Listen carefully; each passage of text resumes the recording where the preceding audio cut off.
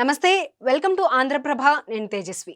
Skill development కేసులో TDP అధినేత చంద్రబాబు దాఖలు చేసిన క్వాష్ పిటిషన్పై సుప్రీంకోర్టు తీర్పు వెలువరించింది.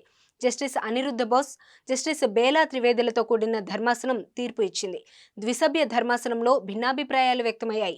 అవినీతి నిరోధక చట్టంలోని సెక్షన్ 17A అన్వయించడంలో తమకు వేర్వేరు అభిప్రాయాలు ఉన్నాయని చెప్పారు. దీంతో తదుపరి చర్యల కోసం సీజీఐకు నివేదికనిస్తున్నామని స్పష్టం చేశారు న్యాయమూర్తులు. సెక్షన్ 17A కింద ముందస్తు అనుమతులు తప్పనిసరి అని, లేకపోతే అది చట్ట విరుద్ధమని జస్టిస్ అనిరుద్ధ బోస్ తన తీర్పులో వెలువరించారు. 2018 చట్ట సవరణ కంటే ముందు జరిగిన నేరాలకు ఆ సెక్షన్ వర్తించదని జస్టిస్ బేలా త్రివేది చెప్పారు. ఇద్దరు న్యాయమూర్తుల మధ్య భిన్నాభిప్రాయాల నేపథ్యంలో సీజీఐకి నివేదికలిస్తున్నట్లు సీనియర్ న్యాయమూర్తి జస్టిస్ అనిరుద్ధ బోస్ తెలిపారు. గవర్నర్ అనుమతి తీసుకోకుండా ఏపీసీఐడి తనపై నమోదు చేసిన స్కిల్ డెవలప్మెంట్ కేసును కొట్టేయాలంటూ సుప్రీంలో స్పెషల్ లీవ్ పిటిషన్ దాఖలు చేశారు చంద్రబాబు. ఆయన తరపున సీనియర్ న్యాయవాదులు సిద్ధార్థ లూత్రా, హరీష్ సాల్వే, సిఐడి తరపున ముకుల్ రోహత్గి వాదనలు వినిపించారు.